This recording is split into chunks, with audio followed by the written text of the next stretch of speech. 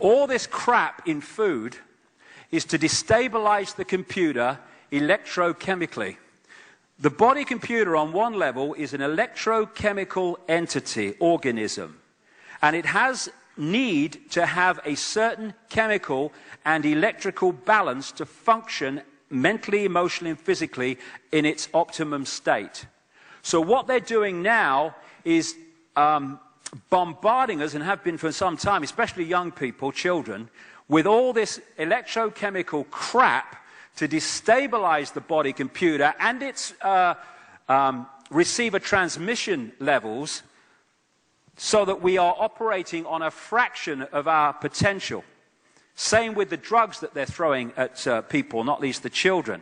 So many of these people, these kids that go crazy with guns, almost all of them in the end turn out to be drugged up with this stuff. Aspartame, the sugar substitute, is a brain suppressant and rewirer, which was brought onto the market as head of Searle Pharmaceuticals by this guy, Donald Rumsfeld, who keeps coming up in many guises, who sold out for a fortune to Monsanto, who now own aspartame. Fluoride, that lady Anna Bligh up in Queensland is putting fluoride in the Queensland water. They put it in the water of concentration camps in Germany to suppress and make docile the inmates. Fluoride is a brain suppressant. Monsanto, again, comes up again and again. The home of genetically modified food. Why? Because it's to genetically modify us. Genetically modified food affects human DNA. And I'll give you an example of just how detailed this is, because what it comes down to on so many levels is there is a level of knowledge here about how everything works, and then there's a level of knowledge that the public are allowed to have. I'll tell you a story I came across only last week. We have a treatment for cancer called chemotherapy, which is equivalent for most people to assisted suicide. Stone Age medicine. What chemotherapy does, as we are at the cutting edge of knowledge, is kills cells. That's what it does. It kills cells. It doesn't kill cancer cells only, it kills all cells. And the question is, do we kill enough healthy cells to kill the patient before we've killed the cancer cells to rid of the cancer? So what they're doing now is, some people anyway, they're trying to find drugs or a biomarker that will put into cancer cells which will only track the drug and the healthy cells won't. What it turns out, actually, this guy, Professor Dan Burke, and in Britain, has established, is that cancer cells already have a biomarker, and have always had a biomarker, and he's called it CYP1B1. It is an enzyme that only appears in cancer cells and not healthy cells.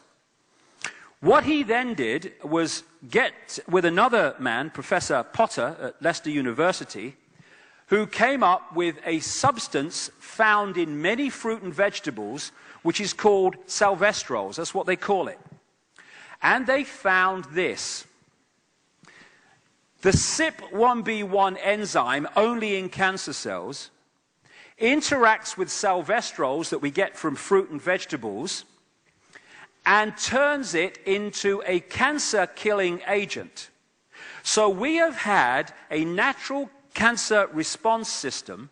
As long as we eat fruit and vegetables in rich numbers with these salvestrols in them, when we get a cancer cell, the CYP1B1 enzyme within the cancer cell, but not in the healthy one, creates a chemical reaction with the salvestrols and kills the cancer cell, and doesn't harm normal cells.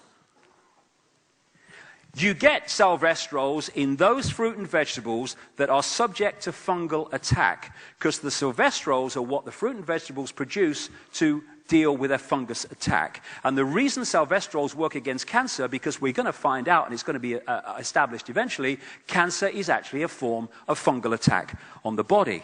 Now, this is where I'm going. In the 1950s, they introduced chemical farming. From the 1950s, we have had an epidemic of cancer in the Western world. So what is the effect of this?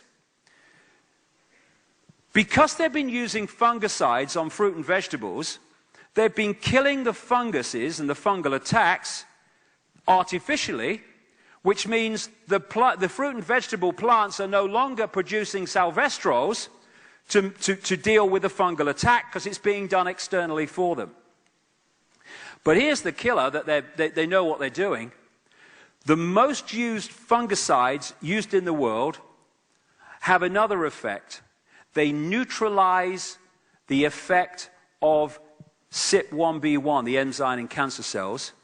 So you can eat all the salvestrols you like, but if your body accumulates the fungicide poisons through eating these foods, it won't matter anyway, because the salvestrol will not be activated as a cancer-killing agent because the enzyme within the cancer cell has been neutralized. And after 20 years of research of these people, that is absolutely no accident. They know exactly what they're doing. And that's why in America now, this bill is going through to make it virtually impossible for people to produce organic food in America when this bill goes through. Because if you eat organic fruit and vegetables of this type, then they are rich in salvestrols because they're still producing them to fight off fungal attack because there's no fungicide getting in the way. Vaccines. 25 vaccines by the age of 2. An emerging, growing immune system gets attacked with that shite in that period of time, and we think that children are going to grow into adults with immune systems that are as effective as they could be. You're having a bloody laugh. And these things that vaccines were supposed to get rid of were in free fall before the vaccines came in. Another scam. And of course, the immune system is the antivirus system. If that's not working, we become open to endless other attacks, which is what chemotherapy does in cancer treatment. It kills the cells in the immune system, which is why people that have chemotherapy have shot immune systems that are open to other things. And so there's also an attack going on now, as we've seen through this organization trying to reduce the doses and the sources of food supplements and stuff. It's all an attack. This guy, Codex Alimentarius, which is trying to create regulations that basically make food supplements and other things a waste of time because of the doses and the quality of them.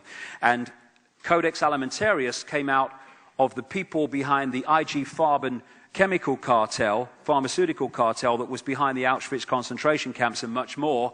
And this guy, Fritz Tamir, who was jailed by the Nuremberg trials for 7 years for war crimes and was got out after 4 thanks to Nelson Rockefeller, his friend in America. He was the man with others in the 1960s that set up Codex Alimentarius, which is now trying to destroy our ability to bridge the gap between what we used to get from fruit and vegetables and food and we don't get now.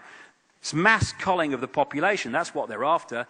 And international law, international regulations is the way they're doing it. The reason international law is the code word or term that you see all the time now is because if you want a world government dictatorship, you have to have laws that everyone on the planet obeys and has to obey. That's where your dictatorship comes from. And that's why international law, international regulations are coming up everywhere. Same with this electromagnetic soup that we live in now. It's attacking the body electromagnetically and electrically to stop us operating on the level that we can.